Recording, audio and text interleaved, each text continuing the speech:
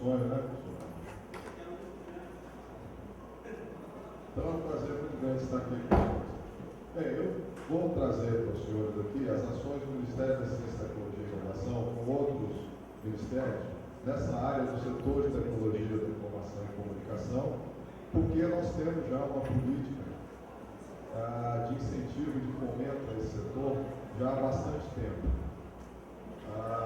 Essa política vem do final dos anos 70. Inicialmente o foco era essencialmente o setor de informática, depois essa política se ampliou para outros setores estratégicos. A pergunta que todos fazem é por que ter uma política setorial para esse setor? Bom, a evolução dos anos 70 para os dias atuais, ainda mais motivada aqui pela apresentação que nos fez, demonstra a intenção adequada e correta de toda a comunidade, toda a sociedade brasileira naquela época, que contou com o apoio do setor acadêmico, contou com o apoio do setor industrial e também com o apoio da área política brasileira. Mas hoje, o que nós encontramos no setor de tecnologia da informação e comunicação? Além de ser um setor estratégico, é um segmento que tem uma participação muito importante na economia mundial, em termos de faturamento mesmo. No Brasil, para os senhores terem uma ideia, o setor de tecnologia da informação e comunicação, o ano passado, teve um faturamento aproximado de 166 bilhões de dólares. A indústria mundial dessa área, do complexo eletrônico, chega a 2 trilhões de dólares. No Brasil, então, esse faturamento de 166 bilhões de dólares, ele é dividido aproximadamente metade com o setor de tecnologia de informação, metade com o setor de comunicações. Aí incluído tanto a fabricação de equipamentos, quanto a área de serviços, quanto o software e os outros segmentos agregados. Ou seja, é uma excelente oportunidade de negócio, em termos de pesquisa, desenvolvimento, inovação, em termos industriais e também em termos de globalização. As inovações surgem primeiro nessa área. E essa área impacta a inovação em outros setores. Isso é cada vez mais presente. Por essas razões, você tem uma política nessa área, além dos aspectos estratégicos, há também essa razão de recursos mesmo, financeiros e humanos, necessários ao desenvolvimento de um país que tem essa área de impacto significativo nos outros setores econômicos. Especificamente no setor de informática no Brasil, que conta com a legislação que vem dos anos 70, nós estamos atualmente no marco regulatório da Lei 8.248, que tem alguns princípios, por exemplo, a atração de investimentos para o país. Esse é um dos objetivos dessa legislação. Segundo, estimular a parceria entre as universidades e as empresas. Esse é outro objetivo.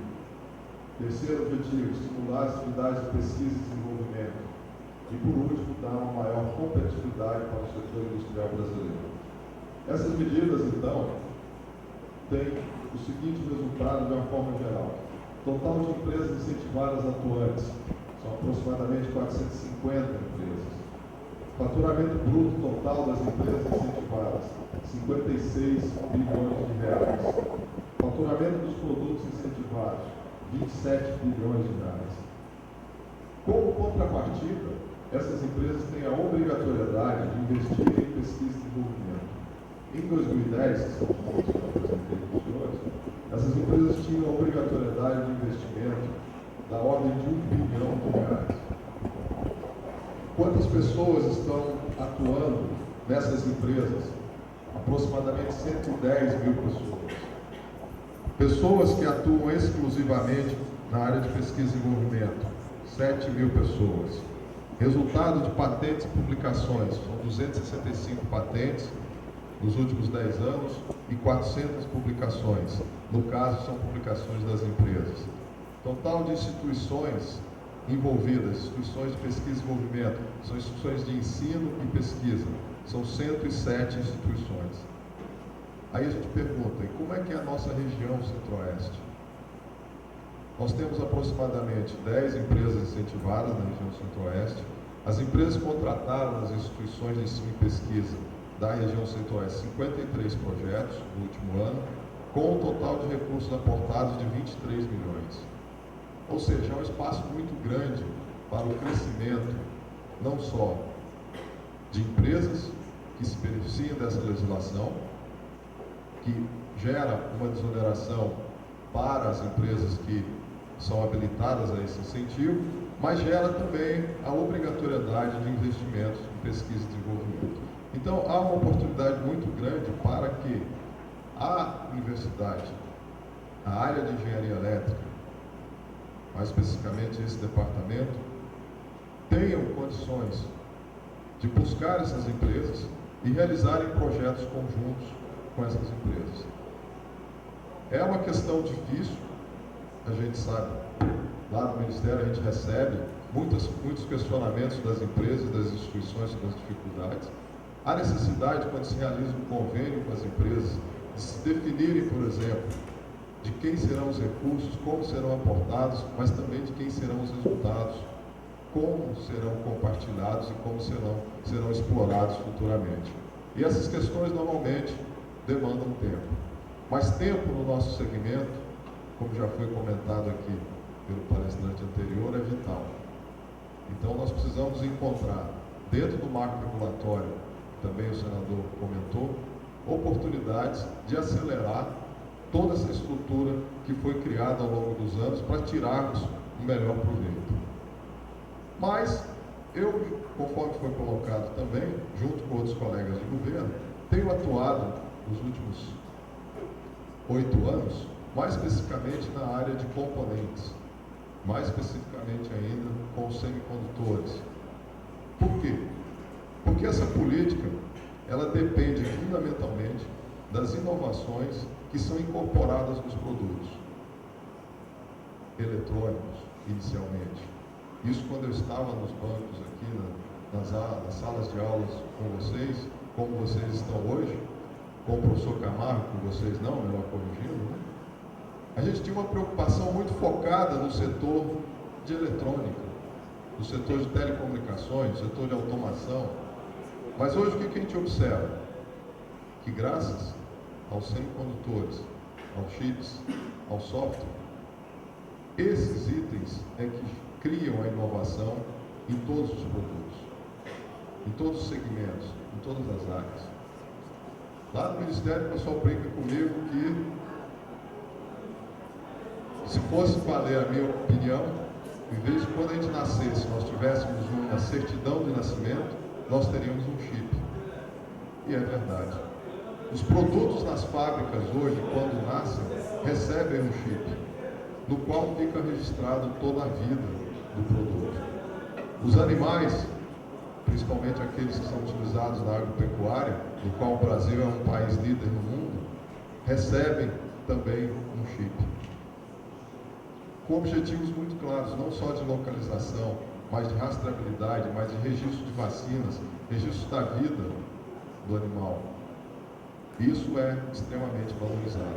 Então a gente verifica que o impacto do setor de TICs nos outros segmentos industriais, não só industriais, mas nos outros segmentos da economia, é muito grande e tende a crescer. E aí o que nós vamos fazer?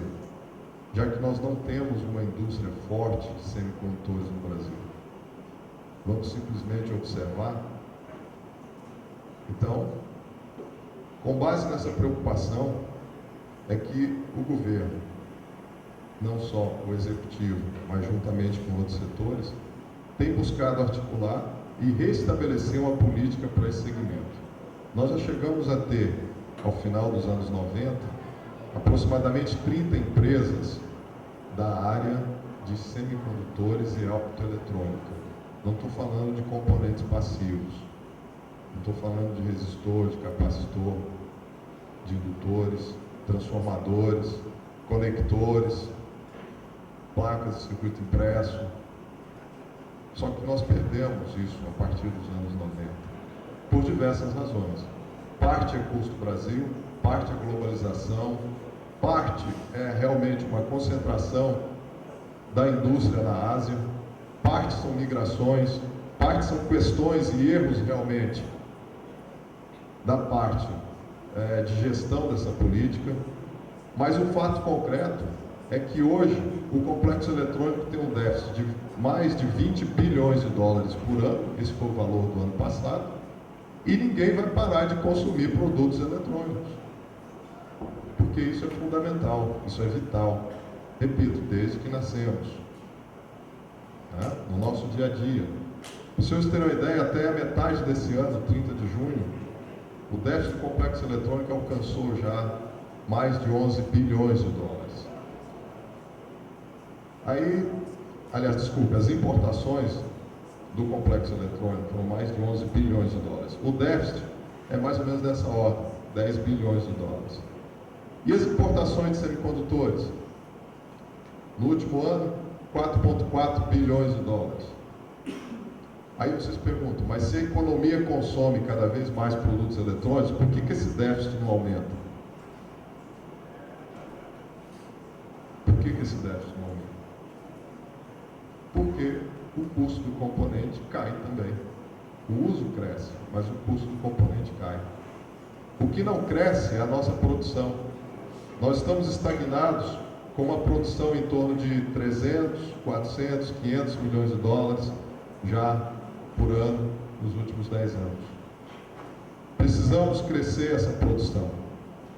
Então aí surge o desafio. O desafio cresce cada vez mais. Por exemplo, questão dos televisores.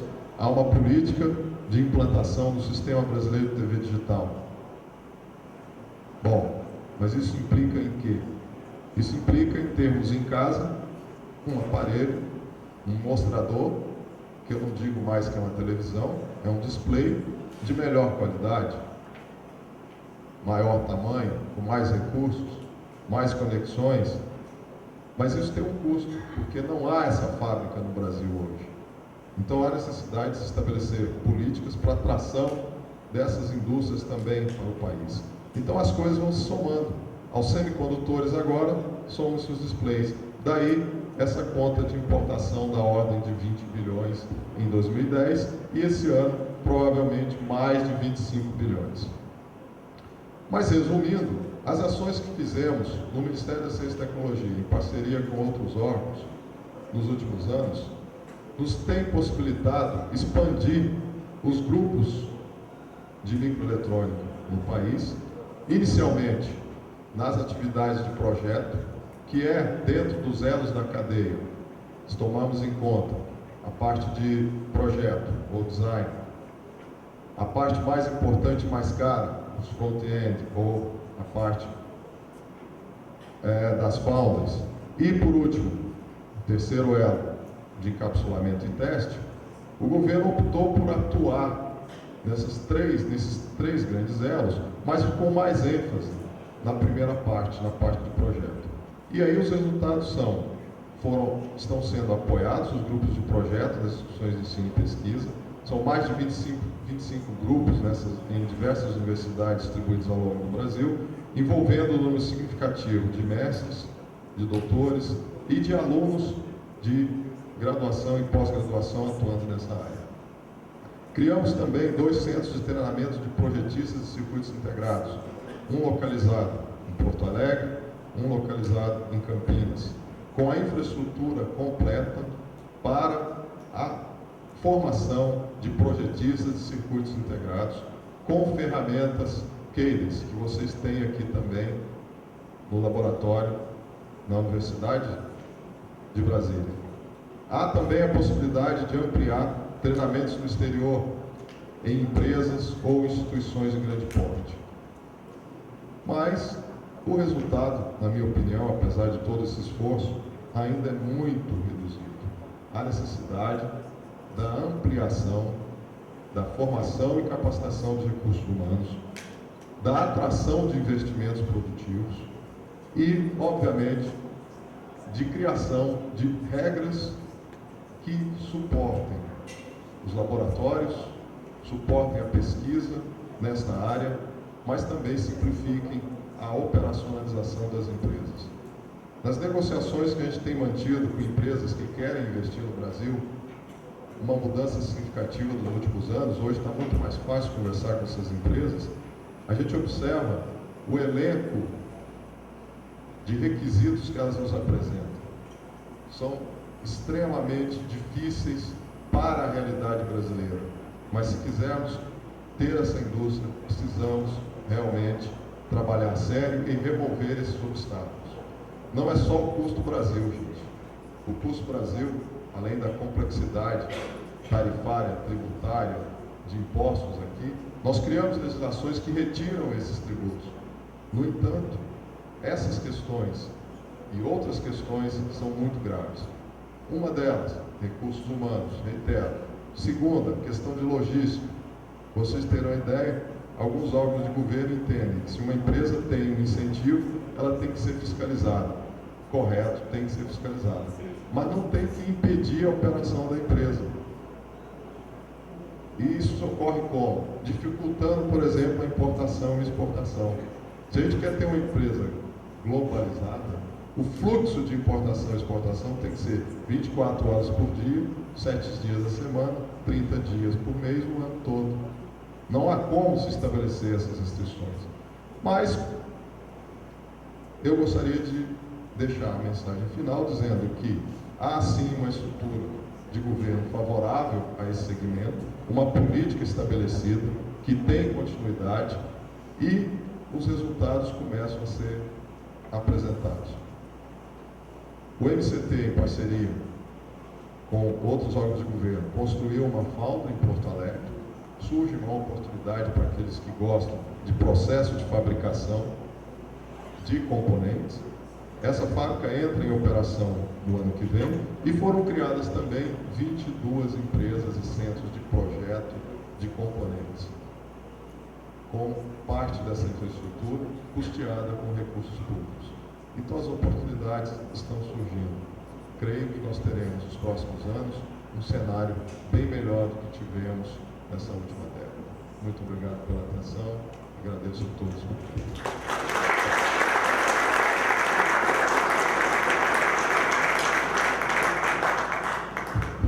Nós vamos abrir então para perguntas. Alguma pergunta?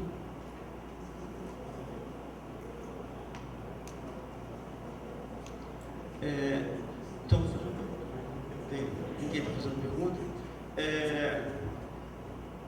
Quais seriam as perspectivas, né, de desenvolvimento de uma atividade de projeto de circuitos integrados no Brasil ligada às necessidades da população brasileira?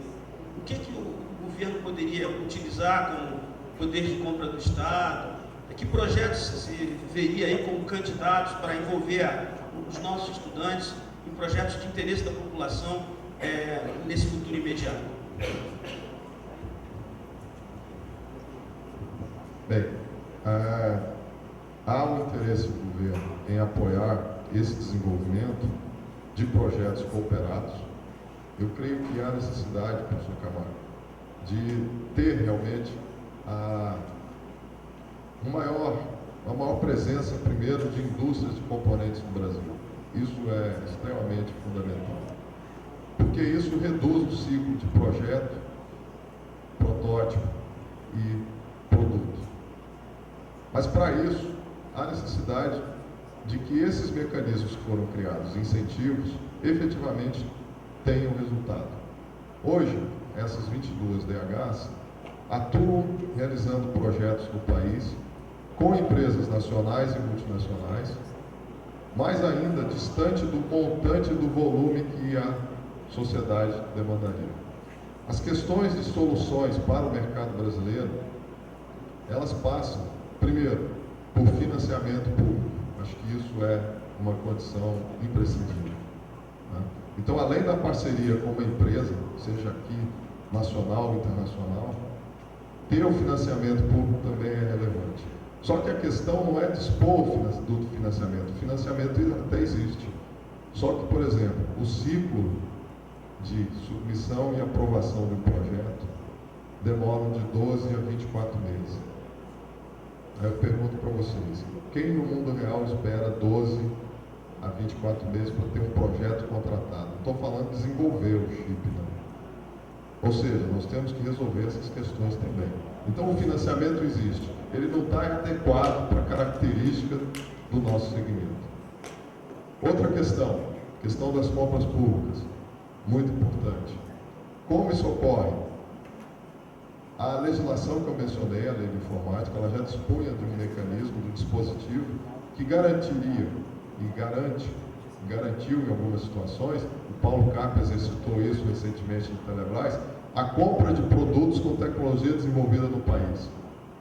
Aí eu pergunto para vocês, como não reconhecer um produto com tecnologia desenvolvida no país se ele contém um chip que foi desenvolvido no país? Esse é o reconhecimento mais fácil. É a prioridade mais fácil de ser concedida. E existem outras formas. Então, além da preferência de compra, que agora também vai ser mais exercitada, e provou que é viável com os processos da Petrobras, ela vai se estender para outros segmentos das compras públicas. Outra necessidade obrigatória. Quando se pensar no projeto, mesmo que seja voltado para as realidades brasileiras, tem que se pensar globalmente nesse projeto. Porque o custo do chip é amortizado, gente, pelo número de chips que estão fabricados. É uma continha direta. Então, quanto maior o volume de chips, melhor vai ser o seu custo e melhor a sua condição de estar no mercado. Essas são algumas condições básicas que eu elencaria.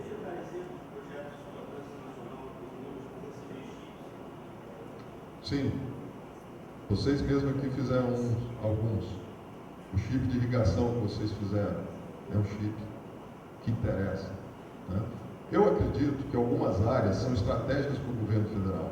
Comentei com vocês o chip de rastreabilidade animal.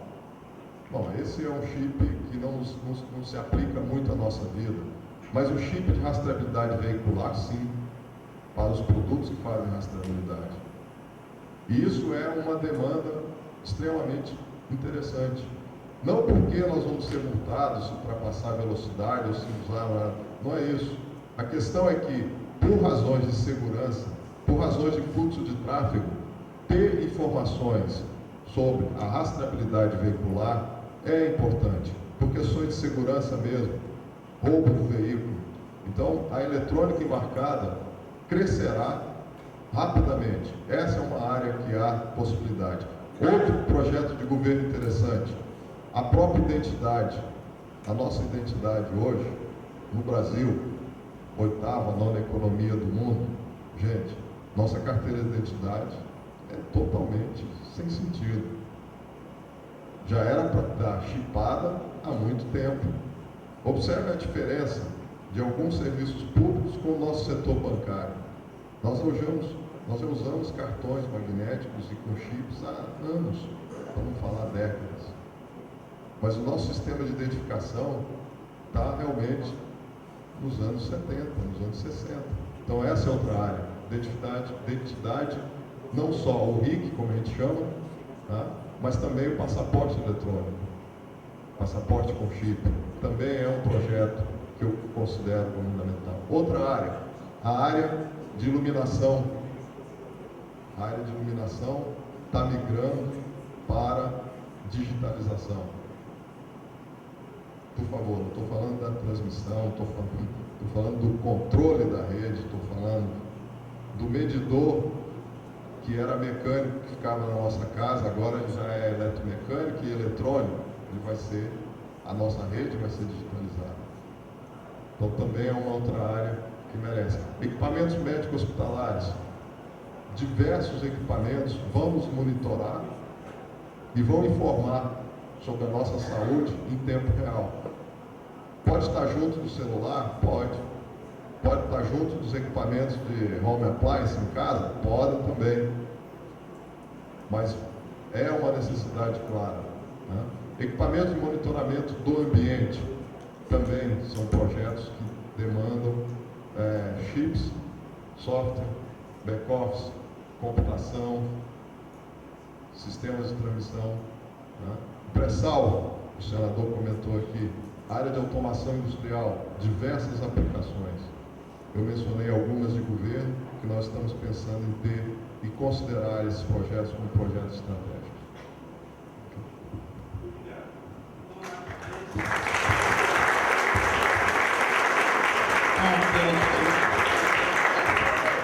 Então vamos passar agora para a nossa última palestra da manhã. Como dizem os caras, last but not least, né? Então, o Pedro Ali, né, por favor, ele é graduado em Engenharia Civil pela USP, especialista em gerência de projetos pela FGV, com mestrado em Engenharia de Produção pela FRJ, atuou desde 2001 como analista da FINEP, na questão de inovação e competitividade industrial e tecnologia. Depois, em 2005, ele foi para a BDI, onde assumiu a coordenação de programas de agendas tecnológicas setoriais, e a partir do começo desse ano ele está como diretor de... só um pouquinho. Como diretor do Departamento de Indústria, Ciência e Tecnologia da Secretaria de Telecomunicações do Ministério das Comunicações. Então, conosco agora, Pedro Ali. Bom dia a todos. Agradeço imensamente a oportunidade de falar com vocês. Professor Camargo, Henrique Miguel, tanta gente que me ensinou tanta coisa aqui que eu devia estar umas vezes para cima e ouvir mais, né? Bom, acho que a primeira coisa que eu vou pedir a vocês é que, enquanto eu falo, pensem em perguntas. Eu não sou conhecido por falar há muito tempo, eu acabo falando pouco e eu gosto de conversar, dialogar, trocar as ideias, tá? Ao invés de fazer só uma exposição. Então, por favor, venham aqui que vocês gostariam de perguntar, senão vai todo mundo só mais cedo hoje. Ok? Vamos lá, gente. Acho que a primeira coisa, eu vou tentar baixar um pouco o nível de pânico depois da palestra do CAP, né? Que é em relação a todos aqueles dados impressionantes e assustadores que ele apresentou. Com isso assusta muito mais nós que já estamos há algum tempo aí na estrada e fomos formados numa outra realidade.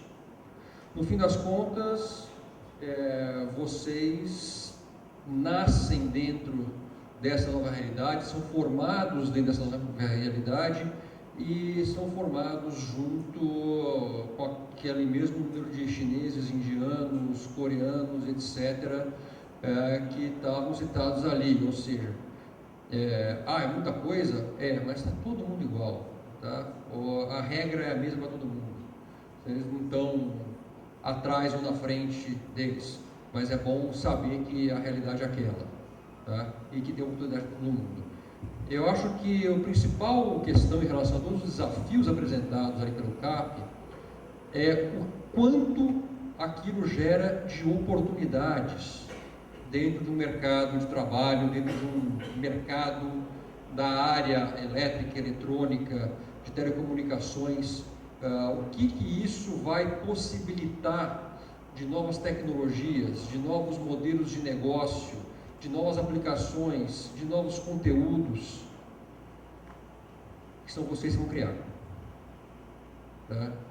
E vocês não vão ser demandados a criar isso. Ninguém pensou isso até agora. Aquele que pensar é que vai criar. Não vai pedir um projeto para vocês.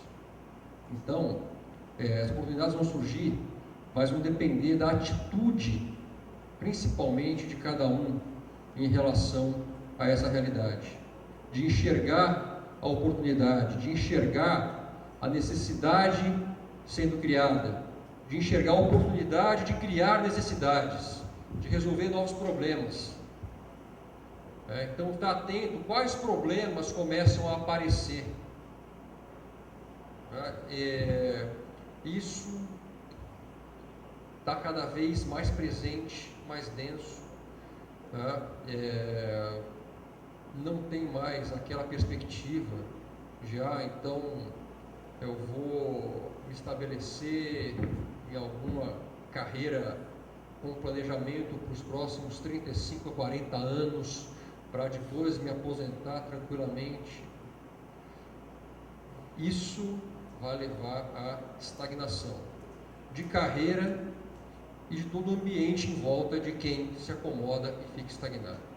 Então, vai depender de cada um se mexer e correr atrás. Tá?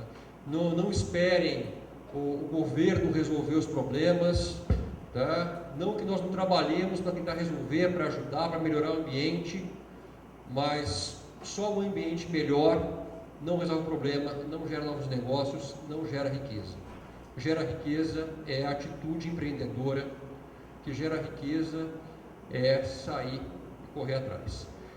E, ao contrário de quando eu, por circunstância, deixei de ser engenheiro para virar burocrata, o cenário para vocês se apresenta de uma maneira muito mais aberta, com mais oportunidades.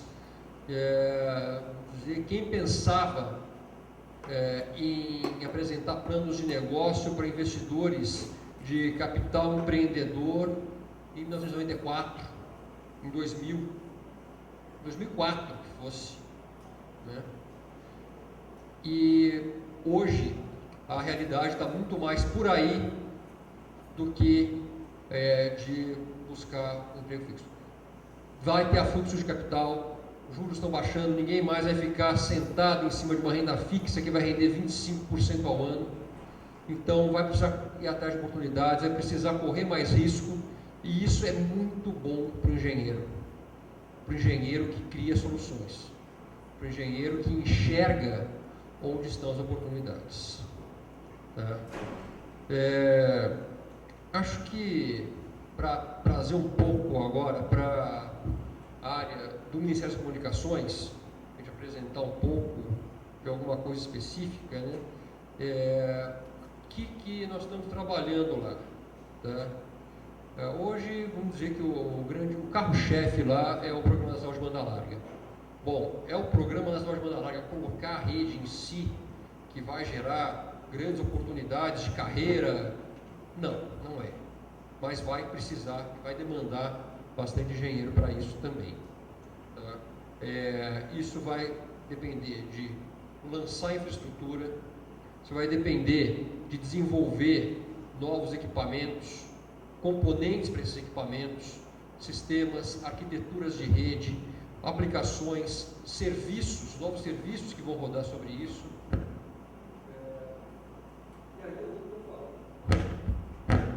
Oi? Voltou? Voltou. Eu não estou falando só daquilo, quais são as novas oportunidades no mercado, dos negócios, novas aplicações, também novos serviços para o cidadão que vão rodar em cima dessa rede. Não sei como estão hoje.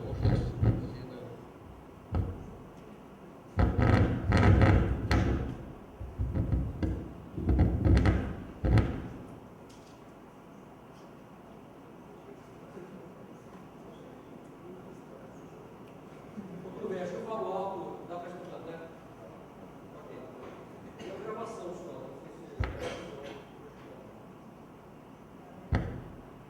Tá mesmo?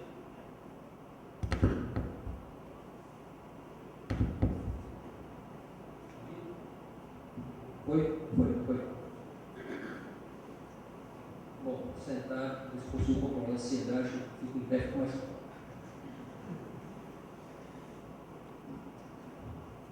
Então, na questão do plano de banda larga, uma das coisas que nós temos muito claro é o que essa infraestrutura vai significar, não só como o mercado para ela em si, para a sua implantação, para lançar essas redes, mas principalmente o que ter essa estrutura instalada vai significar para o país.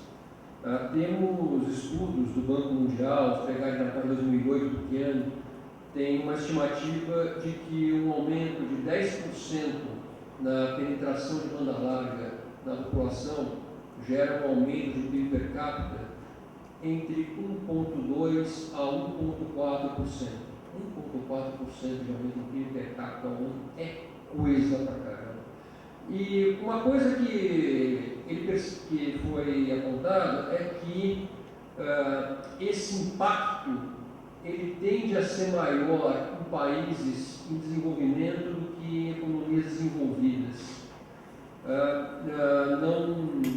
Como se tratava ali de um trabalho científico, de um artigo mais técnico, não se apontou nenhuma razão mais clara com isso, e esse tipo de relatório do Banco Mundial não se especula também, né? Mas eu posso especular aqui, né? Eu acredito que é uma tendência da teoria dos sistemas, né? Os sistemas, quanto mais conectados, quanto mais interligados, mais eles tendem a buscar um equilíbrio geral. Portanto, quanto maior o desnível entre os elementos desse sistema, mais será a tendência, maior deverá ser a curva na aproximação desses níveis. E o que se tinha antes? Né? Um mundo com economias isoladas, blocos fechados, e que você conseguia introduzir assimetrias muito mais facilmente nesse sistema. Com globalização, com maior conectividade, essas assimetrias tendem a se reduzir, e por isso, nessa minha especulação, né, na minha lucubração, esse impacto tende a ser maior nessas economias de desenvolvimento. O que me leva a pensar uma outra coisa, que é o seguinte: onde é que estão as novas oportunidades para a geração de negócios, de riqueza, de soluções, onde o engenheiro, especialmente aquele que mexe com eletrônica, automação, comunicação, é demandado? É onde está mais desenvolvido, saturado, onde se pagam melhores salários hoje? Eu acredito que não. E por mais que queiramos gerar novos negócios aqui no Distrito Federal, pessoas que querem continuar morando aqui, agora acho que pode ser capa de revista de negócios de quem gerou algo realmente diferenciado, explorou o novo mercado e deu muito certo, vai estar fora desses grandes centros, vai aparecer onde hoje o mercado é negligenciado. Então, eu acho que uma coisa que vai ser muito importante para o profissional de engenharia, de qualquer área, mas especialmente de engenharia, é trocar conhecimento com o mundo inteiro, não só via rede do seu escritório, do seu laboratório, mas de viajar e conhecer outras realidades, e a campo ver quais são as verdadeiras demandas desses mercados, dessa população, tá? No Brasil, fora do Brasil, onde for, mas vai ter que se mexer, vai ter que sair da zona de conforto. Ficar na zona de conforto é cada vez mais estagnação, né? E achar que, então, mas eu vou buscar uma estabilidade. Tem uma coisa que nós já reparamos, é que o mercado funciona em ciclos. E mais do que isso, do estudo de todas as projeções de períodos e amplitudes desses ciclos de mercado, a maior certeza que nós tiramos foi que todas as projeções foram erradas. Todo mundo foi pego de surpresa, seja na queda, seja numa recuperação mais rápida ou mais demorada do que o previsto. Então, acho que eu vou encerrar aqui o rol de provocações, que é para conversar mais. Tinham várias outras coisas apontadas aqui, como citar áreas de oportunidade, mas o Henrique também já citou bastante, como as questões de smart grid, TV digital, internet das coisas, como vão funcionar os novos negócios nesse mundo da comunicação machine to machine. Ao invés de pensar como eu vou estruturar uma arquitetura de cloud computing, mas pensar quais vão ser os novos negócios que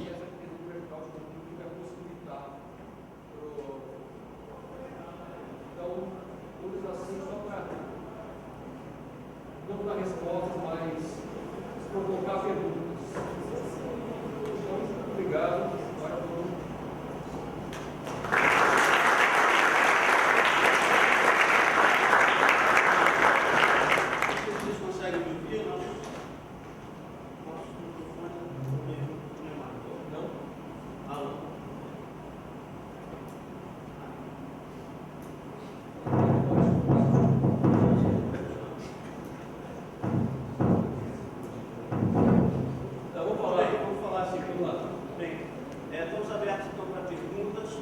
Alguma pergunta? Por favor, é a aluna.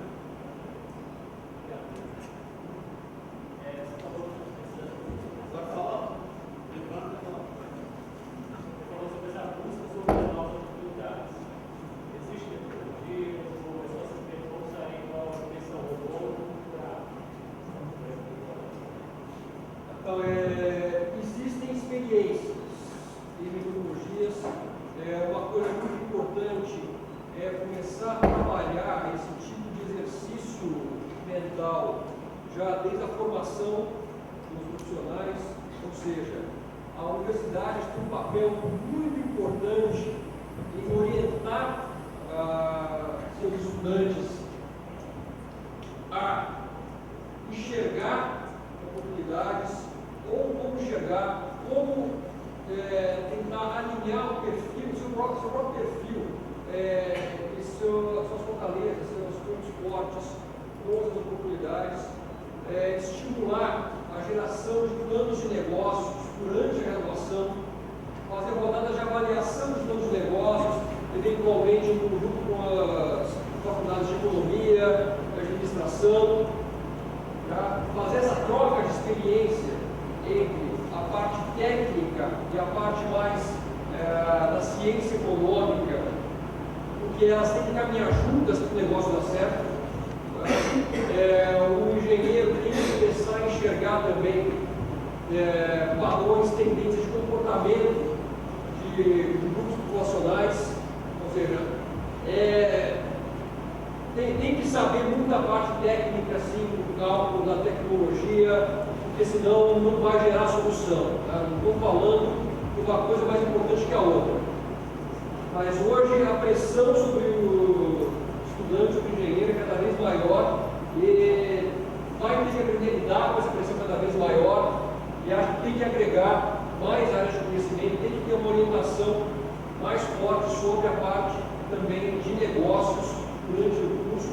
E acho que aí é muito importante uma coisa que o senhor mesmo trouxe na pergunta ao senador Roneberg, que é como fazer isso num ambiente de exigência de dedicação integral somente à universidade, né, professor? Porque nesse ponto seria muito importante o professor trazer a sua vivência também de mercado e passar isso para o estudante. Não sei se eu respondi, se ainda sobrou algum ponto.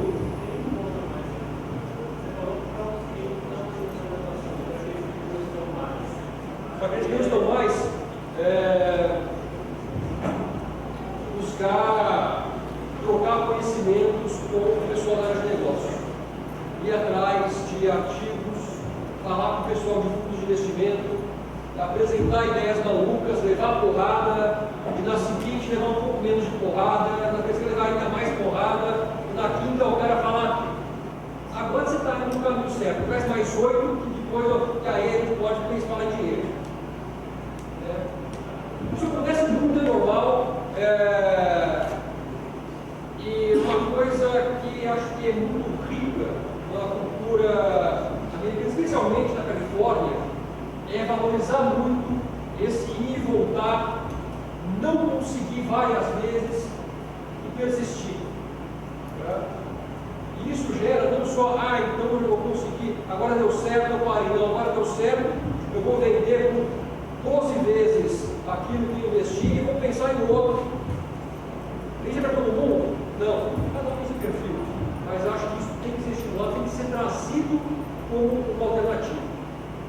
Acho que uma coisa muito importante também, acho que de repente na hora de provocar, a gente acaba dando a entender de que essa é a verdade e o resto é acomodação, também não é assim.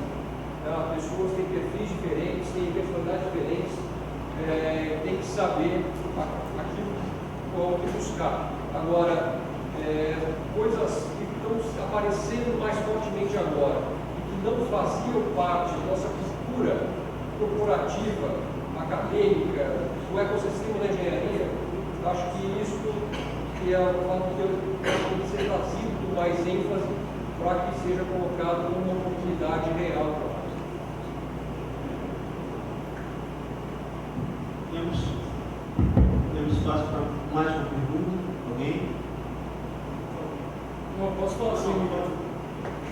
Bom,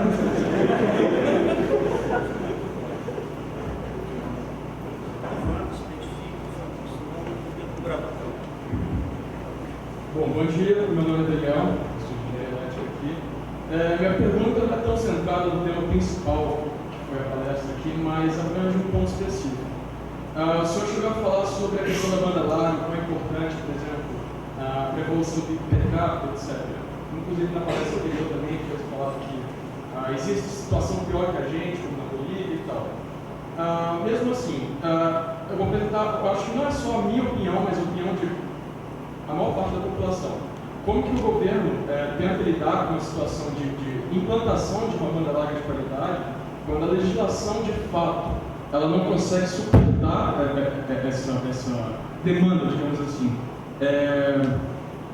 A legislação praticamente beneficia tão somente os provedores da banda larga. Há muito serviço ineficiente, ou seja, se houvesse uma legislação de qualidade, poderíamos ter um serviço melhor, com mais desenvolvimento e tal. Como é a posição do Ministério das Telecomunicações em relação a isso?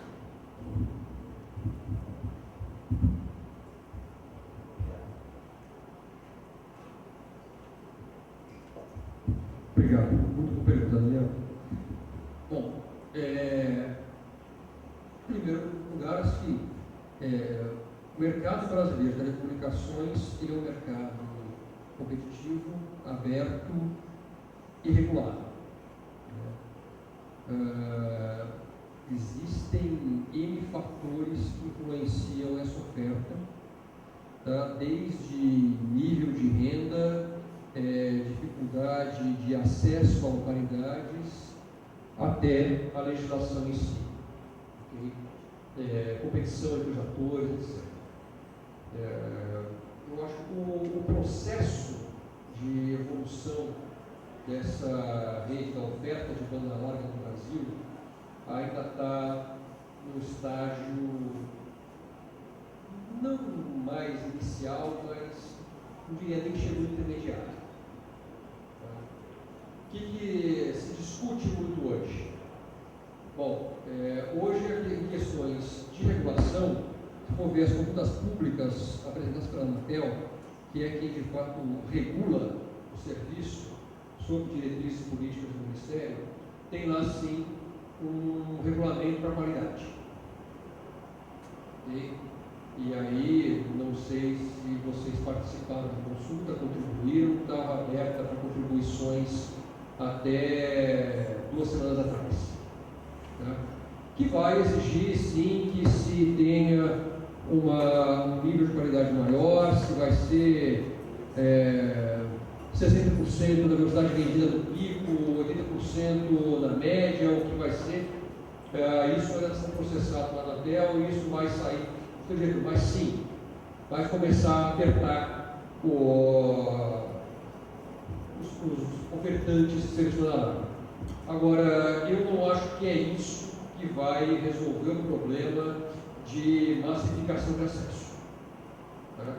Isso vai resolver, eventualmente, o quanto nós ficamos furiosos com o nosso provedor de serviço, que vende 10, 15, 30 megas por segundo e quando você coloca um medidor, fica 1, 2, 5 megas.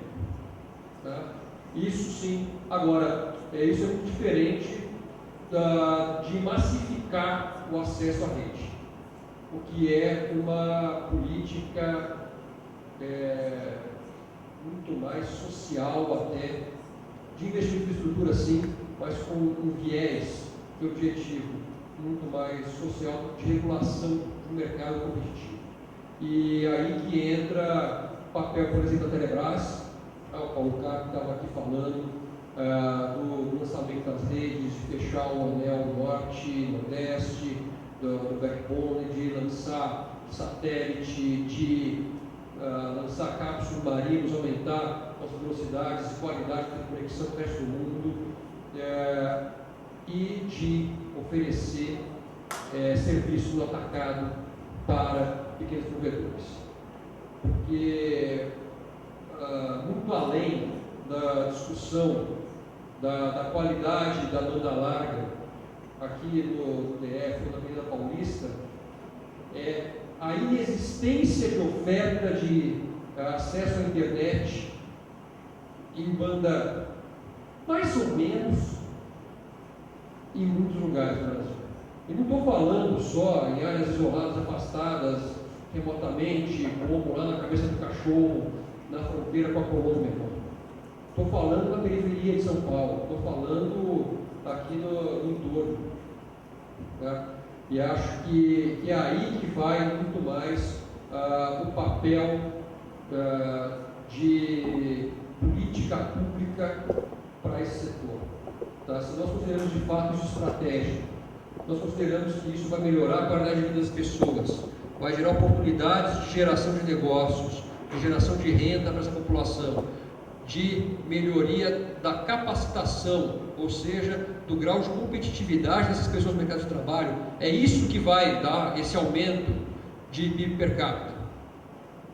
Às vezes é o fato de chegar, o fato de chegar lá 10% da velocidade vendida no horário de pico, isso é uma questão de direito do consumidor, tá? Não vou minimizar e dizer que está certo, não. Agora, a questão de utilização do serviço de banda larga, do acesso à rede, para alavancar negócios, melhorar a qualidade de vida, aumentar o PIB brasileiro, é muito mais uma política de massificação de acesso, de investimento em infraestrutura e de oferta das aplicações e serviços adequados a esse tipo de população. Não é só chegar lá, é chegar lá com uma aplicação fácil, interativa, amigável de acesso ao INSS, ao SUS, ao banco de empregos.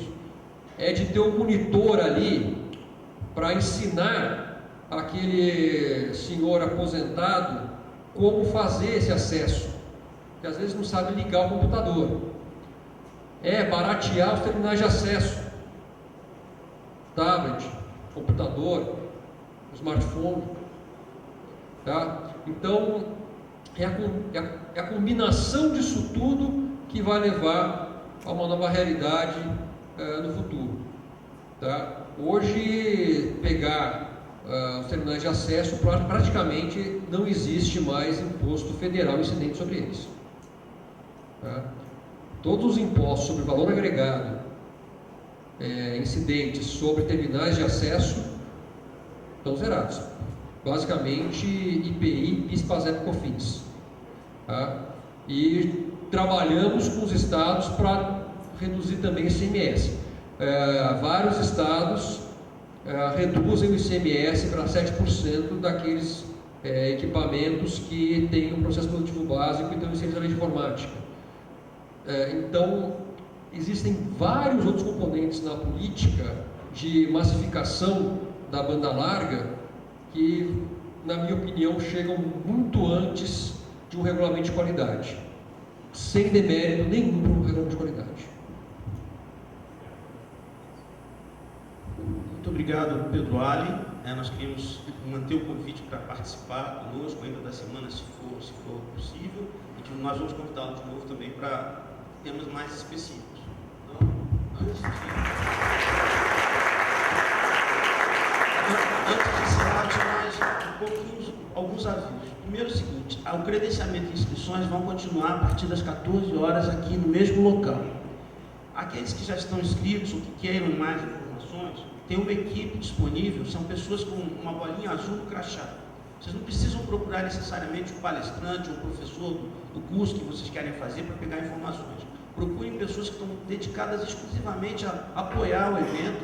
Elas estão com um crachá como os de vocês, mas tem uma bolinha azul. Essas pessoas estão aptas a fornecer todo o suporte que vocês precisarem. Queria agradecer a presença de todos e vamos encerrar por aqui a nossa sessão da manhã. Muito obrigado.